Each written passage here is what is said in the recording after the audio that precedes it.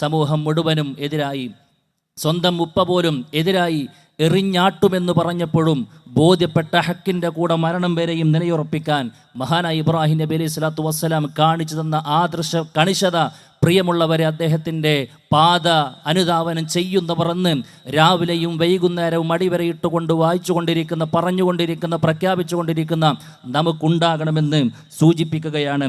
അതേപോലെ തന്നെ മഹാനായ മൂസാ നബി അലൈഹി സ്വലാത്തു വസ്സലാമിൽ വിശ്വസിച്ച ജാലവിദ്യക്കാരോട് ഫറോബ് വന്നിട്ടൊരു ഭീഷണി മുടക്കുന്നുണ്ട്. നിങ്ങളെങ്ങാനും മൂസയിൽ വിശ്വസിച്ചു കഴിഞ്ഞാൽ നിങ്ങളുടെ വലത് കരവും ഇടത് കാലും ഛേദിച്ചുകൊണ്ട് പച്ചക്ക് നിങ്ങളെ കുരിശിൽ തകർത്ത് കളയുമെന്ന് പറയുമ്പോഴും അതുവരൊക്കെ പ്രഖ്യാപിച്ചൊരു പ്രഖ്യാപനമുണ്ട്. സുഹൃത്തുക്കളെ, ഒരുപാട് കാലം, ഒരുപാട് വർഷം ഷിർക്കിൽ ആപതിച്ചു കൊണ്ടിരുന്നൊരു ജനത ഒരു സെക്കൻഡ് കൊണ്ട് മഹാനായ മൂസാ നബി അലൈഹി സ്വലാത്തു വസ്സലാമിയുടെ ആദർശത്തിൽ വിശ്വസിക്കുമ്പോൾ അവർ ഉയർത്തിയ ഭീഷണിയുടെ മുമ്പിൽ അവർ പറഞ്ഞൊരു വിശ്വാസത്തിൻ്റെ വാചകമുണ്ട്.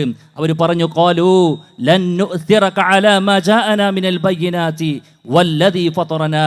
അവർ പറഞ്ഞു, വിശുദ്ധ ഖുർആൻ സൂറത്ത് ത്വാഹയിൽ കാണാം, ഞങ്ങൾക്ക് വന്നു കിട്ടിയ പ്രത്യക്ഷമായ തെളിവുകളെക്കാളും ഞങ്ങളെ സൃഷ്ടിച്ചവനേക്കാളും നിനക്ക് ഞങ്ങൾ മുൻഗണന നൽകുന്നതില്ല എന്നതാണ്.